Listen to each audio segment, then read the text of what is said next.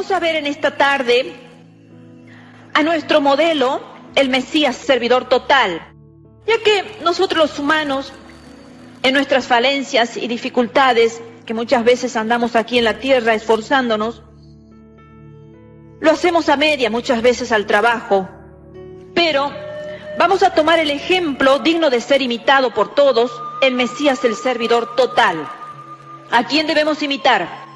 Y aprender a servir puede llegar a ser complicado en cierto sentido, pero si nosotros empezamos a mirar al mayor maestro a quien estamos elogiando, le estamos dando la gloria, al mayor siervo, nuestro amado Jesucristo, servir no va a ser complicado. Porque muchas veces, ¿por qué se nos complica el servicio aquí en la tierra? Porque queremos copiar modelos que no son dignos de ser copiados. Porque queremos ser igual que fulanito, que menganito, porque nos gusta la forma de hablar, nos gustan las mímicas que hacen, el estilo que ha tomado en el altar. Y así queremos imitar modelos de hombres y mujeres que se esfuerzan por dar lo mejor, pero al copiar viene la desilusión, porque no estamos poniendo los ojos en Dios, no estamos poniendo los ojos en Jesucristo, el modelo de servidor, sino estamos poniendo los ojos en un siervo humano con todas sus falencias, sus errores, y hay muchos que quieren copiar modelos humanos. Y por eso se le hace una carga el ministerio, el servicio, porque quieren hacerlo a la manera del hombre y no a la manera de nuestro Señor Jesucristo. Dios nos enseña muchas maneras en cuanto a las características del siervo perfecto, incluso por medio de la vida de santos del Antiguo Testamento, porque el Señor dice que debemos imitar la fe de los santos, no de los hombres aquellos que se erigen aquí en la tierra, pero sí de los santos que son dignos de ser imitados. Y tenemos un caso como por ejemplo Moisés, que se asemeja al Señor Jesús. Por ejemplo, allí en Éxodo capítulo 14, versículo 29 y 31, dice lo siguiente: y los hijos de Israel fueron por el medio del mar en seco, teniendo las aguas por muro a su derecha y a su izquierda. Acortando, dice, y vio Israel aquel grande hecho que Jehová ejecutó contra los egipcios, y el pueblo temió a Jehová, y creyeron a Jehová, y a Moisés, su siervo. Entonces el pueblo creyeron a Jehová, y a Moisés, su siervo, o sea, el siervo de Jesucristo, en ese entonces de Jehová. Y luego tenemos en Hebreos capítulo 3, versículo 1 al 5, dice así: considerad al apóstol y sumo sacerdote de nuestra profesión, Cristo Jesús, el cual es fiel. Y a Moisés, a la verdad que fue fiel en toda la casa de Dios como siervo. Qué lindas las palabras en Hebreos. Allí están puestas y está este siervo del antiguo pacto, del Antiguo Testamento, como fiel en la casa de Dios, como siervo. Pero aún más importantes que los personajes del Antiguo Testamento, que en sí son una prefigura de Jesucristo, el siervo, fueron las profecías directas.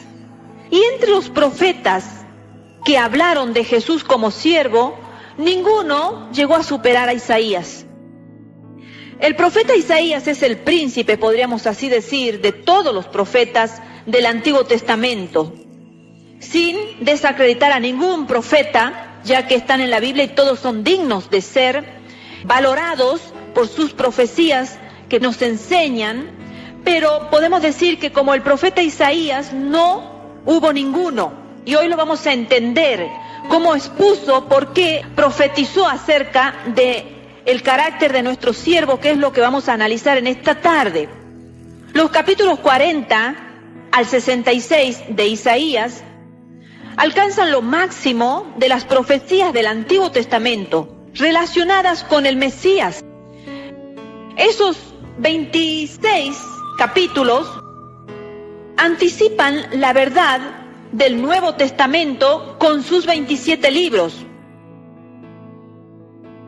Al igual que el Nuevo Testamento, que comienzan con el ministerio de Juan el Bautista y termina con la gloria de los nuevos cielos y la nueva tierra, podemos comparar allí en Isaías, capítulo 40, del versículo 3 al 8, y también podemos ver Isaías capítulo 17 al 22 y compararlo con Mateo capítulo 3, versículo 1 al 3, o Apocalipsis 21, todo el capítulo y todo el capítulo 22. Ahora, estos libros, Mateo, Apocalipsis, revelan la gloria del Mesías en su vida, sus sufrimientos y su exaltación también. Y no es de extrañarse que esos capítulos sean citados más veces en el Nuevo Testamento que cualquier otra sección comparable del Antiguo Testamento. Parece extraño que la persona más grande que jamás haya pisado esta tierra, que es nuestro Señor Jesucristo, sea caracterizada por la palabra siervo. Sin embargo, su carácter de siervo es una de las principales funciones de Cristo que presenta la Biblia. Su papel de siervo es de primera importancia en el mensaje de Isaías, porque como siervo, Jesucristo cumplió con la tarea que el Padre le había encomendado.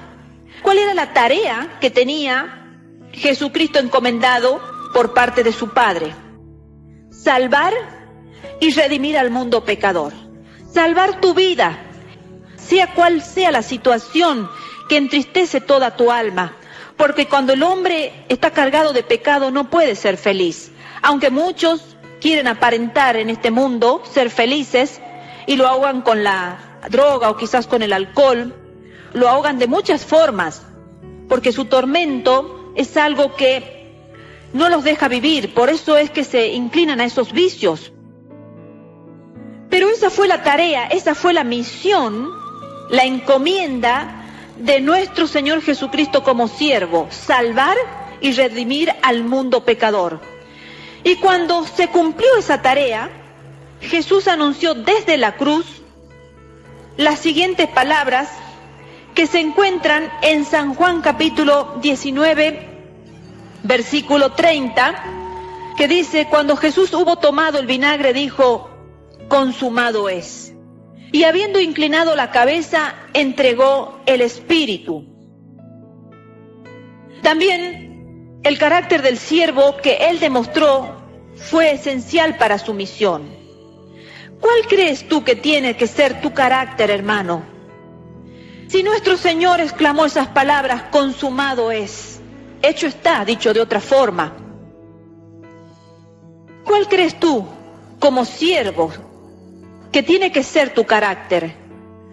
Hay un siervo que me encanta también en la Biblia, que es el apóstol Pablo, en 2 Timoteo capítulo 4, versículos 5 al 8,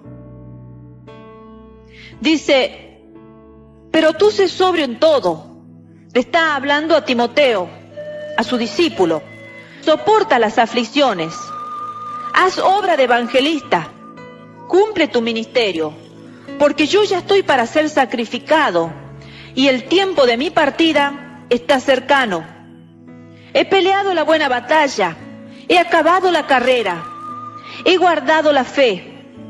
Por lo demás, me está guardada la corona de justicia, la cual me dará el Señor, juez justo, en aquel día.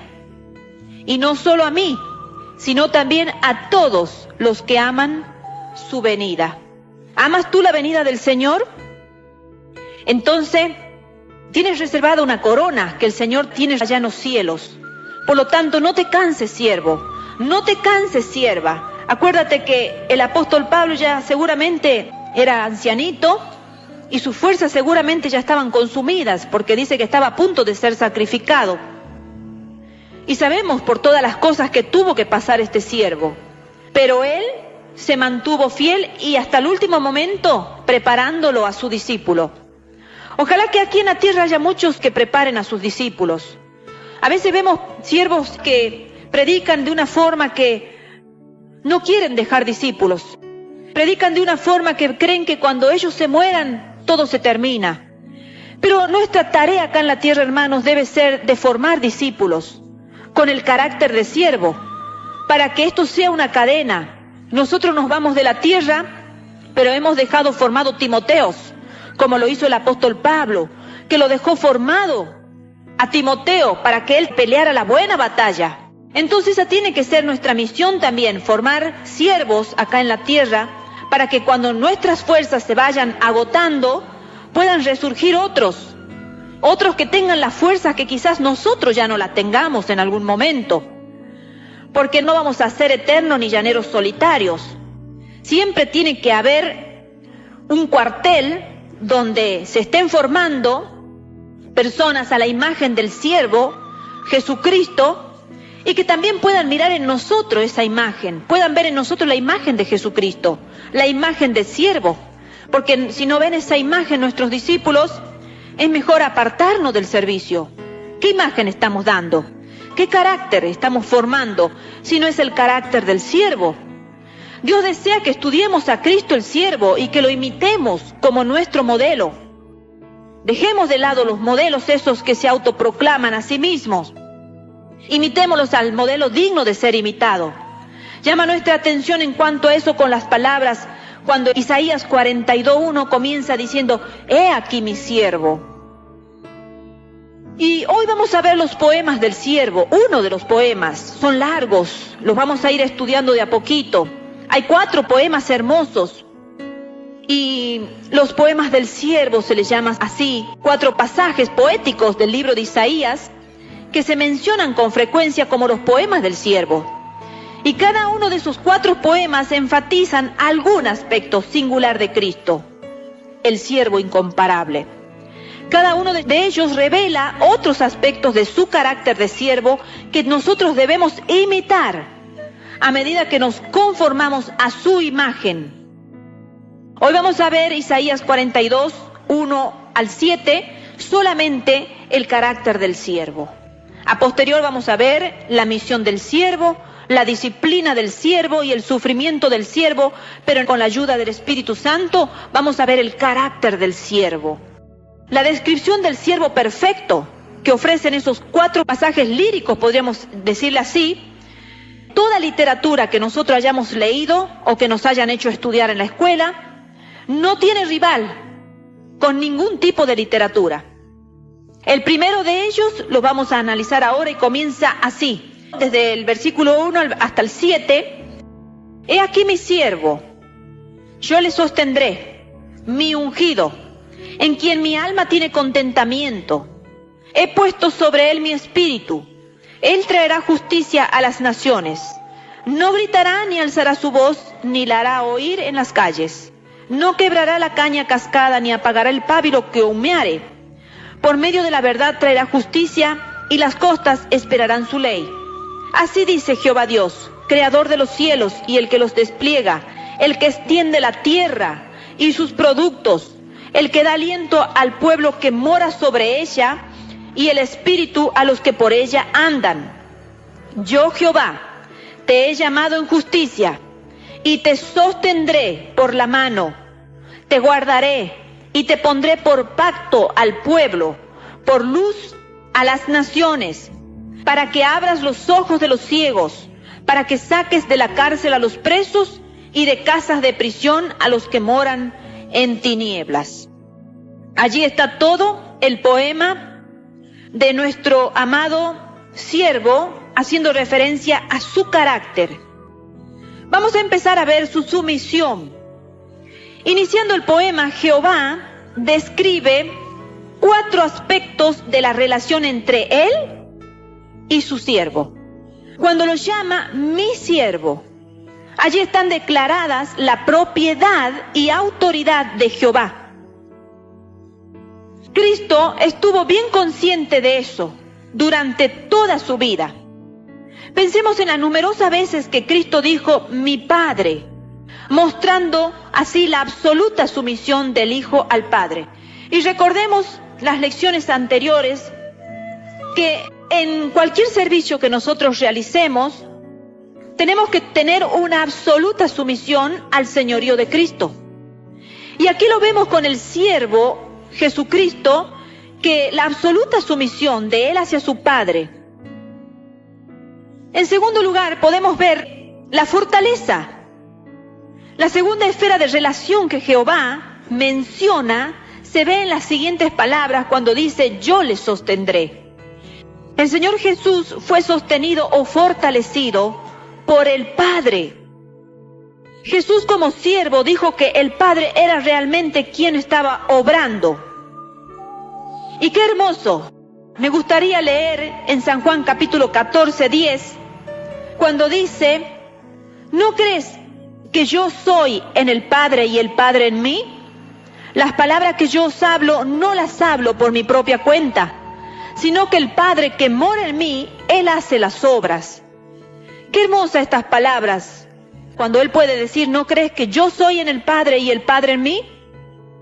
Él estaba fortalecido, Él sabía que las palabras que hablaba no las hablaba por su propia cuenta, sino que el Padre que moraba en Él hace las obras, dice. ¿Quién sostiene tu vida, hermano? Si crees que vas a ser sostenido por tu propia fortaleza, a diario vas a sentir que en el camino vas a caer. Porque muchas veces nos apoyamos en nuestra propia fortaleza. Por eso es peligroso cuando vemos algunas personas que en los púlpitos hablan de ellos como si ellos fueran el sostén de su propia vida. Nosotros no somos nada, hermanos, si no fuera por la fortaleza de nuestro Padre que habita en nosotros. ¿Quién está habitando en ti? Si es el Padre, si es Jesucristo que está habitando en ti, entonces vas a tener la fortaleza de Él. Así como Él dice que tuvo la fortaleza del Padre que habitaba en Él. Por eso dice: yo os hablo, y las palabras que hablo no las hablo por mi propia cuenta, sino que el Padre que mora en mí, Él hace las obras. También en tiempos de presión Jesús buscaba y recibía fortaleza del Padre. Nunca creyó que todo lo que hacía era obra de Él sí mismo, sino que Él iba directamente a quien fortalecía su propia vida. Nosotros debemos saber que somos simplemente instrumentos en la mano de nuestro Señor. Somos instrumentos humanos y el que realiza la obra es el Señor, nuestro Dios. Y Él es el que nos da la fortaleza. Si no fuera por Él, ¿qué sería de nuestras vidas? Pablo dice: todo lo puedo en Cristo que me fortalece. En Cristo. Por eso Él podía decir que todo lo podía. Los discípulos aprendieron que sin el Señor nada podían hacer. Allí en San Juan capítulo 15, versículo 5 dice: yo soy la vid, vosotros los pámpanos. El que permanece en mí y yo en él, este lleva mucho fruto, porque separado de mí nada podéis hacer. Nada podéis hacer separado del Señor. Los discípulos ya aprendieron que sin el Señor nada podían hacer. Por lo tanto, la gloria de su carácter la vemos en su sumisión y en su fortaleza. Y también lo tercero que dice Jehová en cuanto a su siervo es: mi escogido. Mi escogido. El siervo fue escogido para la gran misión redentora a la cual fue enviada, que hemos comenzado diciendo que la obra de nuestro Señor fue redimirnos a nosotros de ese reino de pecado. El Padre ha enviado a su Hijo, el Salvador del mundo. En Primera de Juan capítulo 4, versículo 14, dice: el Padre ha enviado al Hijo, el Salvador del mundo. Y Jesús dijo en San Juan capítulo 4, versículo 34, mi comida es que haga la voluntad del que me envió. Consciente de que Él había sido escogido para la tarea, Cristo fue victorioso en las más difíciles de las situaciones, aún en la cruz, allí mismo. Por eso nosotros nos declaramos más que vencedores, por medio de aquel que nos amó y se entregó a sí mismo, en esa horrorosa muerte de cruz. Por eso nosotros nos podemos declarar en victoria, hermanos. Porque si no fuera que el Señor Jesucristo resucitó y hoy está sentado a la diestra de Dios Padre, ¿qué sería de nuestras vidas? Si Él hubiera quedado como tantos proclamados dioses aquí en la tierra y tantos seguidores que siguen a hombres que todavía sus cuerpos están allí en las tumbas. Nuestro Señor, la tumba de Él está vacía, porque Él hoy está sentado a la diestra de Dios Padre, porque Él resucitó. Como creyentes también hemos sido escogidos con un propósito. Saber que el omnisciente Dios nos ha seleccionado para ese momento particular puede cambiar nuestras pruebas en triunfos. Estamos atravesando pruebas. Sepamos que si hacemos la encomienda que nuestro Señor nos ha dado, vamos a terminar en triunfo. Porque el Señor nos ha escogido, así como Jehová escogió a su Hijo como siervo para una tarea, la gran misión redentora, así el Señor también nos ha escogido a nosotros para que seamos testigos. La experiencia del apóstol Pablo en la tormenta ilustra ese principio. Lo pudiéramos leer en Hechos capítulo 27, desde los 23 al 25, dice: porque esa noche ha estado conmigo el ángel de Dios, de quien soy y a quien sirvo, diciendo: Pablo, no temas, es necesario que comparezcas ante César. Y he aquí, Dios te ha concedido todos los que navegan contigo. Por tanto, oh varones, tened buen ánimo, porque yo confío en Dios, que será así como se me ha dicho. Qué hermosas las palabras. La experiencia del apóstol Pablo allí en la tormenta nos tiene que alentar a nosotros, que así como el Señor había estado con Pablo, también va a estar contigo, a quien tú sirves. Si tú te proclamas siervo de Jesucristo, el Señor en tus momentos de debilidad va a estar contigo, como estuvo con el apóstol Pablo. En cuarto lugar, agradó al Padre, ya que Jehová dice de su siervo en este maravilloso poema que estamos leyendo allí en Isaías, dice: en quien mi alma tiene contentamiento. Jehová se regocija en la obra y en el carácter de su siervo. En el Nuevo Testamento, el Padre emplea 2 veces una expresión equivalente con relación a su amado Hijo. En su bautismo, dice que una voz retumbó desde los cielos. Allí en Mateo capítulo 3, versículo 17 lo tienes, dice: este es mi Hijo amado, en quien tengo complacencia.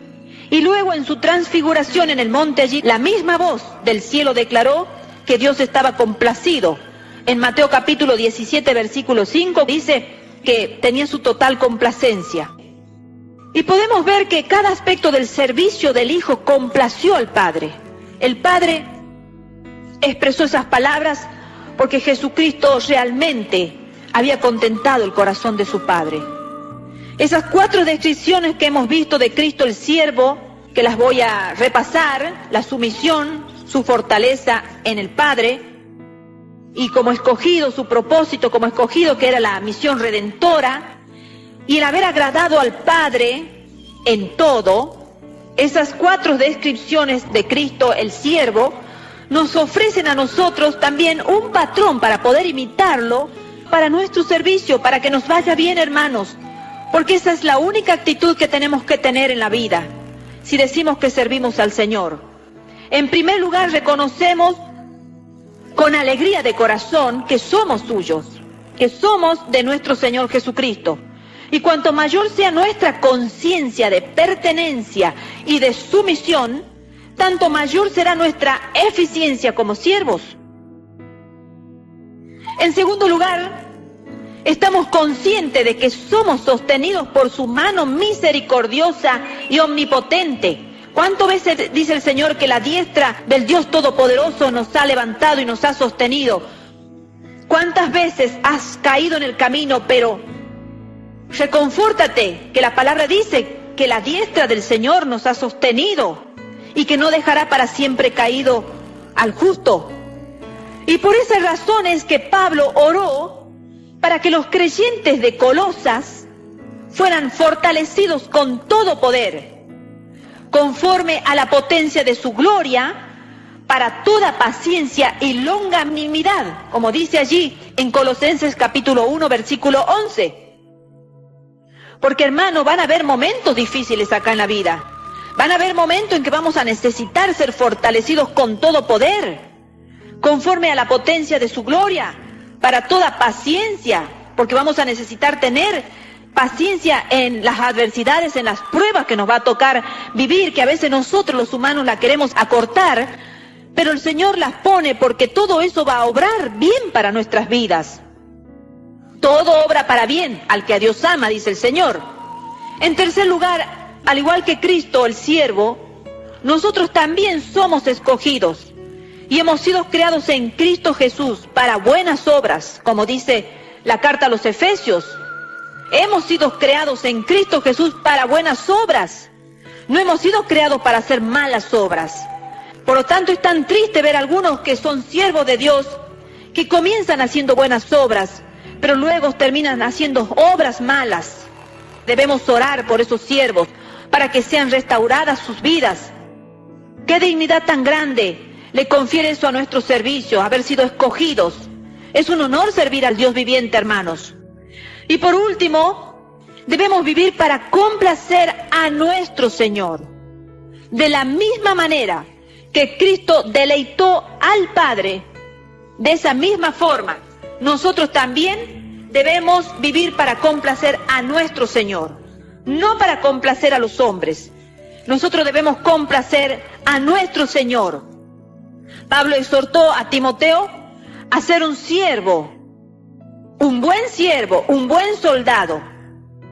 Allí en 2 Timoteo capítulo 2, versículo 4, dice: ninguno que milita se enreda en los negocios de la vida, a fin de agradar a aquel que lo tomó por soldado. Si tú quieres agradar a Jesucristo, que te ha tomado como soldado, como siervo, para que milites en esta vida, te está diciendo aquí el apóstol Pablo que no tienes que enredarte en los negocios de la vida. Eso se lo estaba diciendo a Timoteo y el Señor te lo está diciendo en esta tarde. ¿Quieres militar como buen soldado, como buen siervo de Dios? Entonces no te enredes en los negocios de esta vida. Deja de estar en problemas, en cosas que no te llevan a buen término. Alejas de todas esas cosas y sigue cumpliendo tu tarea de buen siervo. Nosotros como cristianos servimos con alegría para alegrar al Señor. Esa debe ser nuestra meta, contentar el corazón, así como el corazón del Padre estaba contentado con la misión que había completado Jesucristo acá en la tierra. Y no solamente en la cruz, porque cuando el Señor Jesucristo estaba siendo bautizado, se abrieron los cielos y se escucharon esas palabras de contentamiento del Padre, que ya lo vamos a ver más adelante. Ahora la profecía de Isaías continúa diciendo en el versículo 1: he puesto sobre él mi espíritu. El descenso visible del Espíritu Santo sobre Jesús estuvo acompañado de una voz del cielo que declaraba que Dios tenía complacencia en su Hijo Jesucristo. Eso señaló el comienzo de su trabajo de siervo. Y hermano, para poder trabajar como siervos, primero hay que bautizarse. El ejemplo de nuestro Señor Jesucristo es el único ejemplo que debemos imitar. El Señor Jesucristo no comenzó trabajando sin antes haberse bautizado. El bautismo señaló el comienzo de su trabajo como siervo. Hay un nexo importante entre el complacer al Padre y el ser ungido con el Espíritu Santo. Allí tanto en Isaías 42 como en Lucas capítulo 3, que habla del bautismo. Y estas dos forman siempre una pareja. A partir de ese momento, los principales acontecimientos en el ministerio de Jesús estuvieron ligados a su capacitación del Espíritu Santo. Como siervos, los creyentes también necesitan ser investidos de poder por el Espíritu Santo. Sin el Espíritu, nuestro servicio carece de poder y de significado. Cuando los discípulos fueron comisionados, recibieron el poder del Espíritu Santo. Léelo en capítulo 1 de Hechos, versículo 8. Muchas de las actividades de la iglesia, lamentablemente hoy carecen de eficacia. ¿Por qué? Porque dependen únicamente de los recursos humanos. Y muchas veces los recursos humanos pueden ser muy buenos, pueden ser personas profesionales, capacitadas, instruidas, y eso está bien. pero lamentablemente no están investidos del poder del Espíritu de Dios. Tendemos a estar muy preparados. Esa es la tendencia de estos tiempos, a estar muy bien preparados y también organizados. Hay muchas organizaciones, pero lamentablemente con falta de poder, porque no han sido investidos del poder de lo alto. Los siervos llenos del Espíritu Santo son eficientes, pero ¿por qué son eficientes? Porque el poder de Dios actúa por medio de ellos, hermanos. Tenemos un hermoso ejemplo en la vida de David. Allí podemos ilustrarnos en cuanto a la falta de poder de la iglesia. Allí en el valle de Ela, donde los filisteos se enfrentaban al ejército de Israel, Goliat provocaba diariamente a Israel, sin que nadie respondiera a sus amenazas.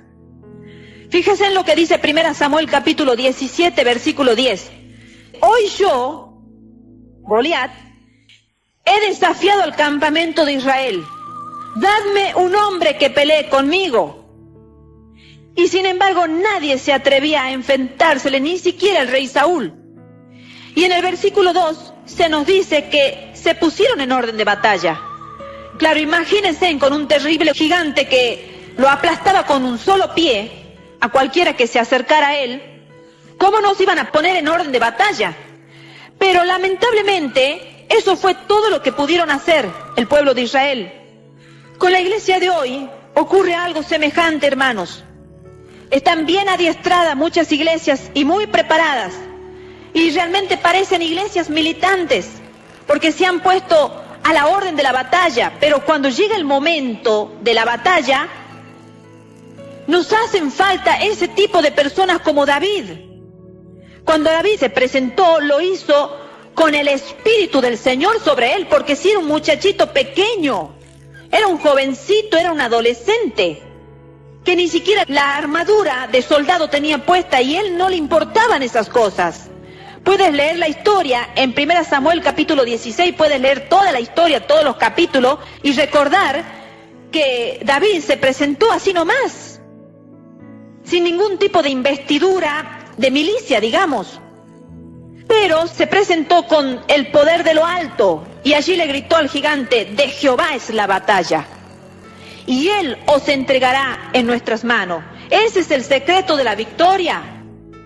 Ese es el secreto de la victoria que lo acompañó al rey David. En ese entonces, lejos de ser rey, era un jovencito, adolescente podríamos decir, pero iba investido del poder de lo alto. ¿Y cuántos niños vemos hoy en día que están predicando en los púlpitos? Y uno diría un niño que no ha tenido seminario, que no ha tenido la oportunidad por sus cortos años de poder ir a un instituto y prepararse, pero sin embargo están investidos en ese momento con el poder de lo alto. No es que cualquier niño se pueda subir al púlpito y empezar a decir algo memorizado o algo que se le ha enseñado. No, es ese poder que toma en ese momento esos niños y empieza el Espíritu de Dios a hablar a través de su boca. Y eso es lo que nosotros como siervos de Dios necesitamos, es lo que la iglesia necesita en estos tiempos, esa investidura de lo alto. En sexto lugar, continúa este maravilloso poema profético diciendo: justicia para las naciones.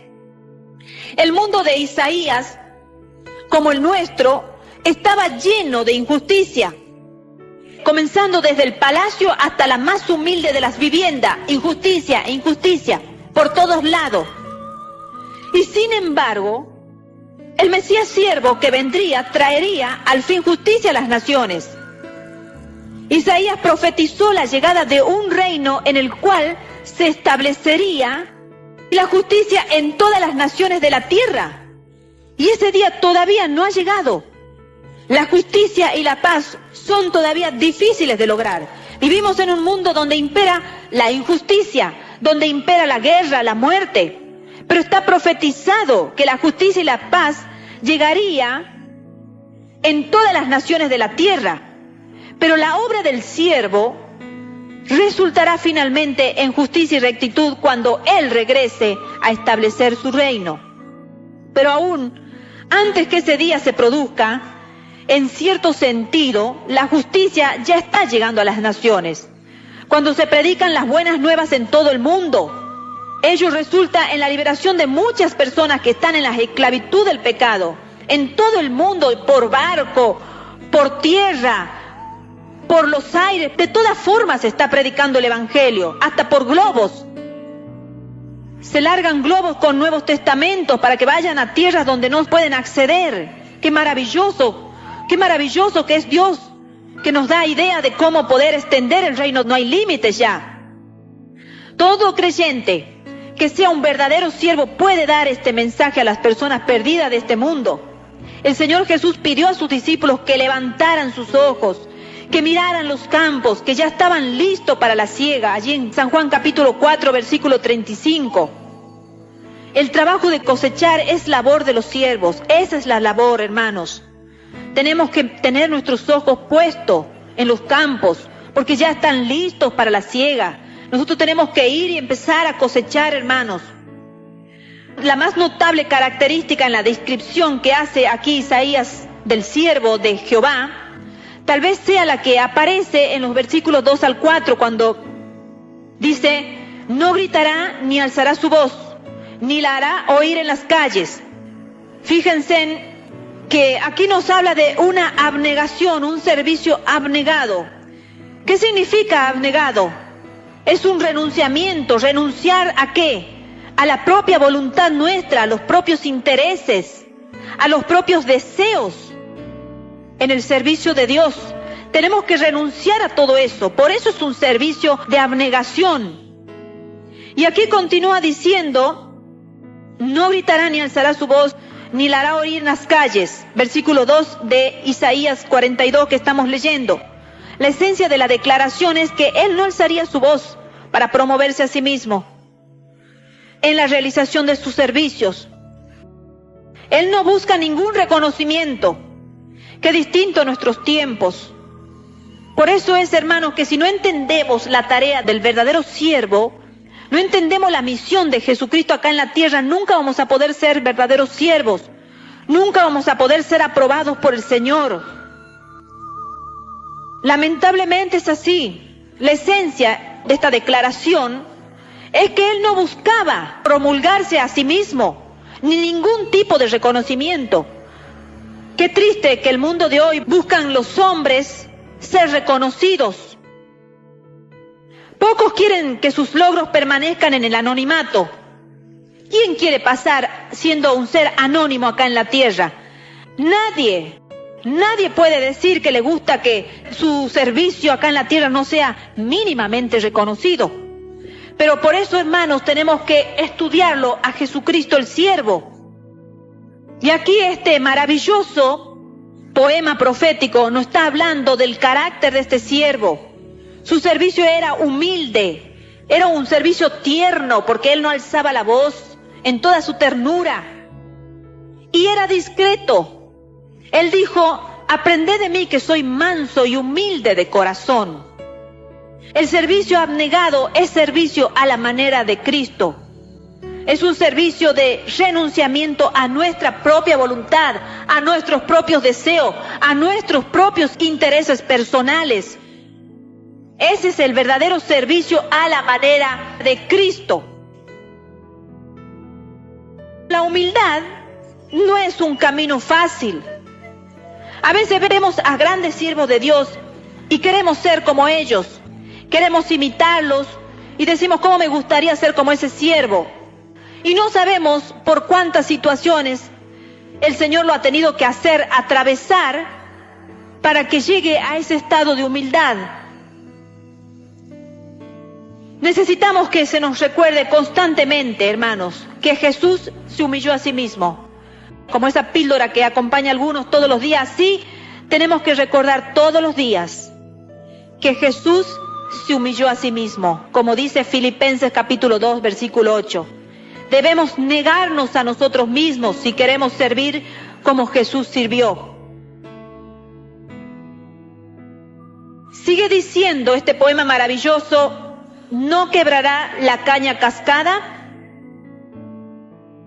Versículo 3.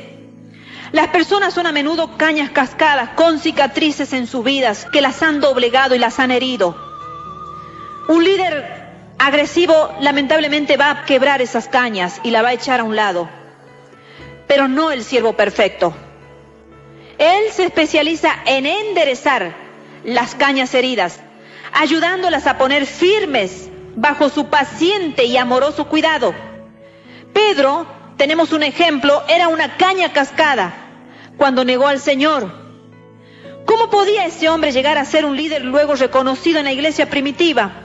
Sin embargo, la respuesta está en el ministerio del siervo, que cuidadosamente restauró a Pedro. Cuando el Señor le dice, Pedro, apacienta mis ovejas. Mire qué triste hubiera sido si el Señor lo desechaba como una caña quebrada, con violencia. Tú no sirves, me has negado 3 veces. Fuera. Pero sin embargo, existió el ministerio del gran siervo, el ministerio de la restauración, hermanos, que en nuestra iglesia tiene que existir. Tenemos que restaurar a las cañas cascadas, esos que han sido quebrados. Hay muchas cañas cascadas. El ministerio de enderezar las cañas cascadas es un ministerio urgente y necesario en estos días. En todas partes encontramos corazones, vidas, hogares destrozados. Los verdaderos siervos pueden encontrar aquí una gran oportunidad de ministerio. No digas tú, yo no tengo ministerio. Empieza a observar a las personas en la iglesia y vas a encontrar que hay muchas cañas cascadas quebradas. A quien, quizás con una simple sonrisa, quizás con una palabra tierna. Hay personas que no conocen palabras tiernas, hermano. Están en hogares donde solamente hay palabras violentas, tratos violentos. Tú puedes tener ese ministerio silencioso, tu mujer, tu hombre. Puedes acercarte a esa persona que tú no la entiendes, le ves el rostro siempre enojado. No lo critiquemos. Quizás es una caña cascada, una caña quebrada. Continúa diciendo que no solo enderezaría el Mesías las cañas cascadas, sino que también restauraría al pábilo que humeare, versículo 3. Y la figura es la de una antigua lámpara de aceite que estaba hecha de arcilla con un pábilo o una mecha que sale de una pequeña abertura. Esa mecha con el tiempo se carbonizaba y se incrustaba, haciendo que se debilitara la luz de la lámpara. Por tanto, se necesitaba una limpieza periódica y un arreglo de la mecha para que la lámpara continuara alumbrando. El pábilo humeante sirve para ilustrar a la persona cuyo testimonio se ha vuelto ya ineficaz. El siervo de quien Isaías habla dice que no apagará al pábilo humeante, sino que lo restaurará para que continúe brillando. Ese mismo pasaje se cita en Mateo capítulo 12, versículo 18 al 21, y es como la base de la compasión del Señor por los enfermos y por los que sufren. Qué gran servicio el de nuestro Señor. Él estuvo ahí en la restauración, fijándose en los que estaban postrados, en los que estaban caídos acá en la tierra. Un ministerio que está haciendo falta en la iglesia es la restauración de esas lámparas humeantes. Vidas que una vez brillaron y que alumbraron, y hoy vemos que son luces apagadas.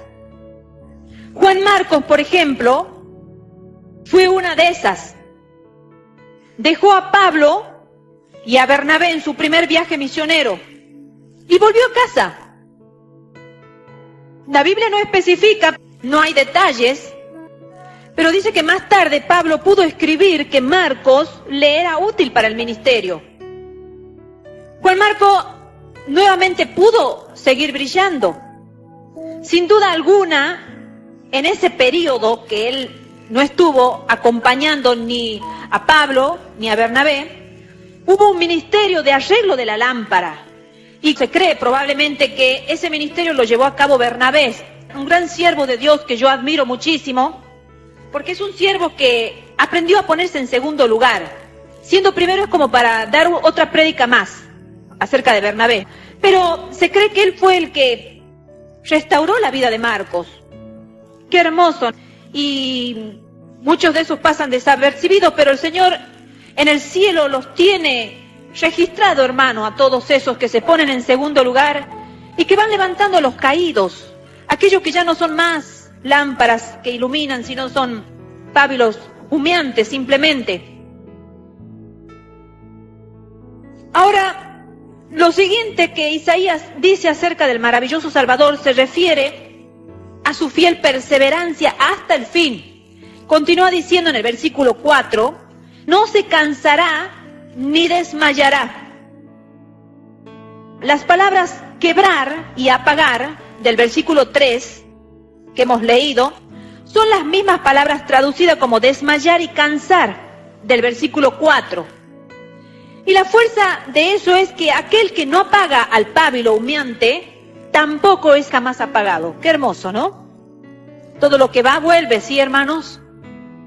Y aquel que restaura las cañas quebradas nunca es quebrado él mismo. Él nunca es quebrado o apagado, aunque sirve a los que sí lo son. Aunque los enemigos de Jesucristo trataron de encontrar defectos en su carácter, no lograron encontrar ninguno. Cristo la caña se levanta inalterable. Cristo la luz brilla en todo su fulgor. Qué modelo digno de ser imitado. No como nosotros que muchas veces en la vida somos cañas levantadas y hay espacios y periodos de nuestra vida que parecemos cañas quebradas, que alguien nos ha quebrado.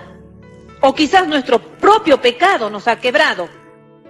Y algunas veces hay siervos que han sido luz brillosas, que han estado como en el candelebro, y otras veces son como luces debajo de un almud, que dejan de iluminar. Pero sin embargo, el modelo para imitar es nuestro Señor. Por eso es un modelo digno. Su caña siempre estuvo bien alta, parada, restaurando al caído, y hasta el día de hoy sigue restaurando nuestras vidas para que no caigamos, y si hemos caído, para levantarnos. Cristo, la luz del mundo, siempre estuvo brillando, no como nosotros que a veces brillamos y a veces no brillamos. Un pensamiento más en cuanto a los versículos 3 y 4. La caña es cascada por un golpe externo y el pábilo se obstruye por las impurezas internas. Tanto los impíos como Satanás mismo trataron de dañar a Cristo. Se emplearon las sutiles fuerzas de la mente y del cuerpo para tentar a Jesús desde adentro. Y en ambos casos la Escritura da testimonio de que Él fue completamente sin pecado. Sigue diciendo el versículo 4, no se cansará ni desmayará hasta que establezca justicia en la tierra. Su fidelidad, hermanos, su fidelidad a la tarea sigue firme hasta que la obra esté completa. El siervo continúa sirviendo a los que el mundo ignora. Las contrariedades no logran desanimarlo cuando la gente a quien él sirve le falla. No solo salva al máximo, sino que él sirve al máximo. El Nuevo Testamento nos recuerda que el Señor puede compadecerse de nuestras debilidades. Él sabe cuán débiles somos. Recuerda que somos polvo. Pero nunca decaen sus misericordias, nunca. Son nuevas cada mañana, como dice su palabra. De la misma manera, cuando sirvamos, no debemos desanimarnos, sino más bien mantenernos fieles hasta que la tarea haya sido terminada. Porque esa es la obra que viene Satanás a hacer, a desilusionarnos, para que quedemos tirados a medio camino. Pero tenemos que seguir con la ayuda del Señor para poder terminar la obra como el Señor Jesucristo la terminó y pudo decir consumado es. Puede evitar que nos desanimemos el recordar todo lo que Jesucristo sufrió para salvarnos. Cuando empezamos a mirar el Vía Crucis, toda su vida, cómo buscaban su vida para destruirla. Desde pequeñito ya quisieron quitarle la vida. Y toda su vida fue así. Pero el recordar que Él llegó triunfante y tuvo la fortaleza del Padre, eso también nos tiene que llenar a nosotros de fortaleza y evitar el desánimo, hermanos, que es algo que está muy de moda hoy en día. Hay muchos siervos que están con ese espíritu tan feo que es el desánimo. El Señor sufrió en el huerto de Getsemaní los juicios, las traiciones, las burlas y la cruz las tinieblas y la soledad, todo eso sufrió nuestro Señor. Y cuando la obra de nuestra salvación ya fue completada, Él pudo exclamar, consumado es. El obediente, fielmente al Padre, hasta que estuvo terminada la obra. Él obedeció. Nosotros también debemos ser perseverantes en el servicio, aunque estemos pasando por adversidades, ya sea problemas en el cuerpo, de enfermedad, aflicciones, falta de trabajo, escasez. Tenemos que perseverar, porque si estamos imitando al siervo Jesucristo, a nuestro siervo amado, podemos tener la certeza que nuestra es la victoria. En la sociedad y en la iglesia, lamentablemente, hoy en día hay muchos y demasiados espectadores y muy pocos siervos, realmente siervos. La justicia clama por nuestra atención en el versículo 4, por tercera vez en 4 versículos. Es interesante que el siervo de Jehová trae justicia mediante precisamente los medios opuestos empleados hoy por el mundo. Nuestro mundo va tras su propia idea de justicia. ¿Cuál es el medio de justicia que emplea el mundo? A través de la fuerza, del terrorismo, del boicot. ¿Qué contraste con el siervo que agrada a Jehová en todo lo que hace? Quien actúa, dice, con mansedumbre y con ternura en el versículo 3. Y que persevera hasta que su obra haya sido realizada, como dice el versículo 4. La justicia universal es una meta del siervo y él lo logrará. La última frase del versículo 4, que está en el contexto de la futura justicia universal por medio del siervo de Jehová, y aún no ha llegado. Por lo tanto, dice, las costas esperan aún su ley. Las costas eran las regiones pobladas del Mediterráneo que todavía en ese tiempo no habían sabido de Jehová o de su ley. En ese tiempo, porque hoy en día toda esa zona del Mediterráneo ya ha sido evangelizado. En el presente ya toda esa zona ha sido evangelizada.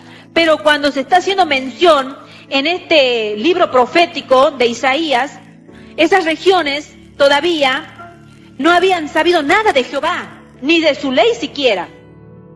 Muchos pasajes proféticos del Antiguo Testamento expresan la preocupación de Dios por esas tierras. Eran tierras que ni siquiera un barquito había llegado, podríamos decir, en ese entonces. Y hoy la falsa noción de que el Dios del Antiguo Testamento se preocupa exclusivamente por su pueblo escogido, existe esa falsa noción, pero no es así. Decenas de pasajes de las Escrituras contradicen esa idea, hermanos. El Dios del Antiguo Testamento fue y es un Dios preocupado por todo el mundo, por judíos, por gentiles y de todo el mundo. La aplicación para nosotros hoy es que tenemos que discipular a todas las naciones, nosotros también. Vamos a leer Mateo capítulo 28, del 18 al 20, que dice: Y Jehová se acercó y les habló diciendo: Toda potestad me es dada en el cielo y en la tierra. Por tanto, id y haced discípulos a todas las naciones, bautizándolos en el nombre del Padre, y del Hijo, y del Espíritu Santo, enseñándoles que guarden todas las cosas que os he mandado. Y aquí yo estoy con vosotros todos los días hasta el fin del mundo. Qué hermoso, el Señor nos manda, nos da esa comisión, pero nos dice que Él va a estar con nosotros todos los días hasta el fin del mundo. La mayor y la más perfecta realización es que el juicio y la justicia de Cristo van a alcanzar a todos los pueblos cuando Él gobierna en justicia. Y las estrofas finales de este poema de Isaías 42 se refieren a la gloria de la bendición universal de nuestro Salvador, que son los versículos 5 al 7. Quien habla en el versículo 5, que es el Ja, que hace referencia al Elohim, es un nombre asociado con el poder del Creador. Él es el creador de los cielos, el creador de todo el sistema astronómico con todas sus galaxias. Él tomó especial interés en la forma de vida que colocó sobre la tierra, hermanos, para poder mostrar su sabiduría y su eterna gloria. Ya cuando llegamos al máximo de ese versículo, en que Él tomó un especial cuidado de las personas que creó, poniendo en ella la capacidad de la vida eterna. Y estas eran de mayor valor para Él nosotros, tu vida, mi vida, que todo el universo que había creado. Nosotros somos lo que Él amó. El versículo 6 explica la participación del siervo en cuanto a alcanzar a todas las personas, tanto judíos como gentiles. Notemos que en ese versículo Dios habla como Jehová, el Dios del pacto. Le habla al siervo, recordándole su llamamiento y la fuerza a su disposición para realizarlo. Aquí vemos el lenguaje que es muy similar al del versículo 1. El siervo dice que fue sostenido en el versículo 1 y es sostenido por la mano en el versículo 6. Jehová también lo guarda y lo pone por pacto al pueblo. La idea de que Él sale al encuentro de su pueblo está en la frase pacto al pueblo. Y es también una referencia a la obra redentora del siervo, lograda en la cruz. Miren cómo no vamos a tener mención del Mesías. Todo Isaías 42 está hablando del Mesías enviado. Como siervo, Cristo envía su luz más allá de su pueblo, a las naciones, a los gentiles que viven en la oscuridad. Y eso se refiere a tomar de ellos pueblo para su nombre. El propósito de Dios es salvar a los perdidos de las tinieblas del pecado. Ese tema se encuentra desarrollado en varios lugares de la Biblia. Allí tenemos, por ejemplo, el anciano profeta Simeón, que se estaba refiriendo a ese mismo pasaje cuando sostuvo al niño Jesús en los brazos. Y él mismo, Simeón, cita la profecía de Isaías para confirmar que la luz había venido a todas las naciones, incluso a los gentiles. Lo puedes leer si quieres en Lucas capítulo 2, versículo 25 al 35. Todos debemos estar agradecidos por la luz que ha llegado hasta nosotros. ¿Qué hubiera sido de nuestras vidas si el Señor no hubiera llegado? Seguiríamos en las tinieblas, pero Él nos ha trasladado del reino de las tinieblas al reino de su luz admirable. Como siervos que tratamos de seguir al siervo perfecto, nosotros también tenemos un hermoso ministerio, hermanos, que trae su luz al mundo. Este mundo es todo tinieblas por donde lo busques. Y nosotros tenemos el ministerio de iluminar en medio de las tinieblas, no de ser tinieblas en medio de las tinieblas. Ya demasiado tiniebla hay en este mundo. Tenemos que ser luces, hermanos. El Señor Jesús ha dicho, vosotros sois la luz del mundo. Muchos de nosotros que nos llamamos sus siervos no somos como Juan el Bautista, de quien Jesús dijo, él era antorcha que ardía y que alumbraba. Qué hermoso que el Señor el día de mañana nos pueda decir, cuando estemos frente a Él, que nuestras vidas han sido como antorcha, que han ardido y que han alumbrado acá en la tierra. De Juan el Bautista se pudo decir eso y quedó en la palabra del Señor como ejemplo, para que nosotros también podamos ser esas antorchas, que no sean pábilos humeantes, que seamos antorchas, hermanos, que ardan y que alumbremos, no como mechas apagadas, sino que sigamos alumbrando, sea lo que sea que estemos atravesando por la tierra. A Juan el Bautista le cortaron la cabeza por decir la verdad, pero él llegó hasta el final. Estamos en este mundo en tinieblas, se necesita la luz del Evangelio. Y nosotros, los hijos de Dios, debemos brillar como luces. Y yo voy a terminar dejándole 2 ejemplos. A comienzos del siglo XVI, un hombre llamado Martín de Basilea se convirtió en creyente, pero temía dejar brillar su luz, porque era el tiempo de la persecución. Y escribió su profesión de fe en un pedazo de pergamino y lo escondió bajo una piedra en su habitación. 100 años después, aquel pergamino fue descubierto y decía lo siguiente: oh Cristo misericordioso, sé que solo puedo ser salvado por los méritos de tu sangre. Reconozco tus sufrimientos por mí, te amo, te amo. Esas eran las palabras escritas por Martín de Basilea, escondida bajo una piedra en su habitación. Pero más o menos por la misma época, otro Martín Lutero, encontró la verdad del Evangelio.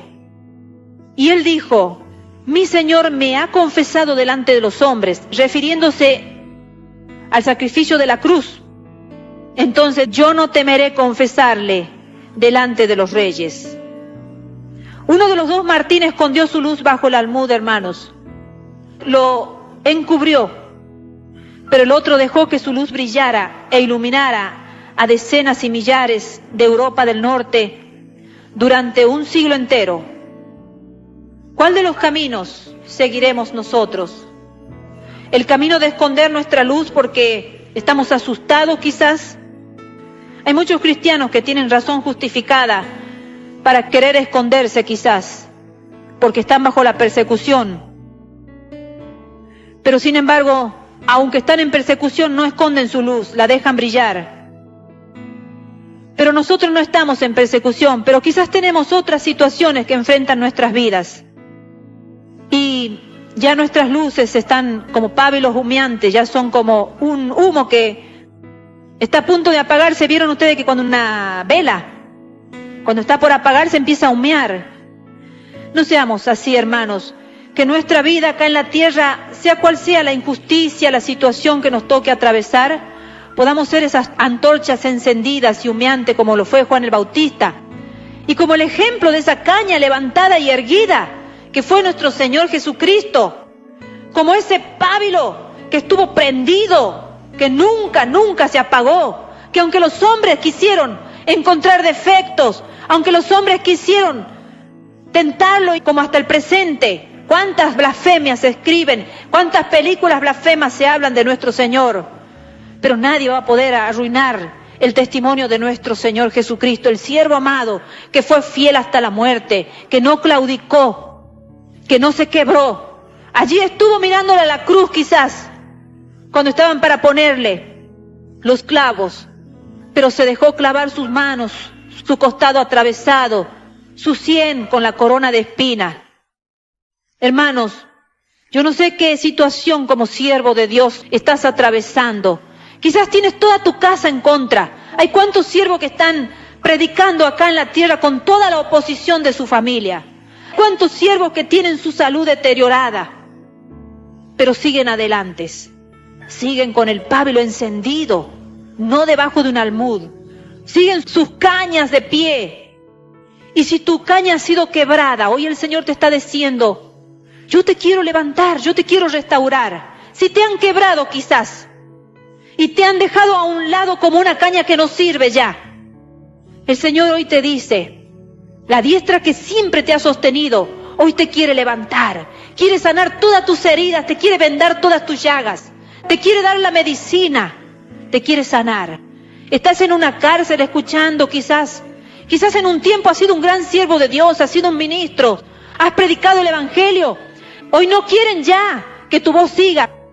El Señor te está diciendo, levántate, porque Él es el siervo amado, que lo han herido por todos lados. No ha habido parte de su cuerpo que no haya quedado herida, de sus emociones dañadas, pero sin embargo pudo decir, consumado he, y entregó su espíritu. La obra había sido realizada como el Padre le había encomendado. Que esta sea la medicina. Todo lo puedo en Cristo, decía el apóstol Pablo. Todo lo puedo en Cristo que me fortalece. Que hoy el Señor pueda darte la medicina y todos los días recuerda que Él es tu medicina para tu dolor, para tu agravio, para tu soledad, para tu tristeza. Todo lo puedo en Cristo que me fortalece.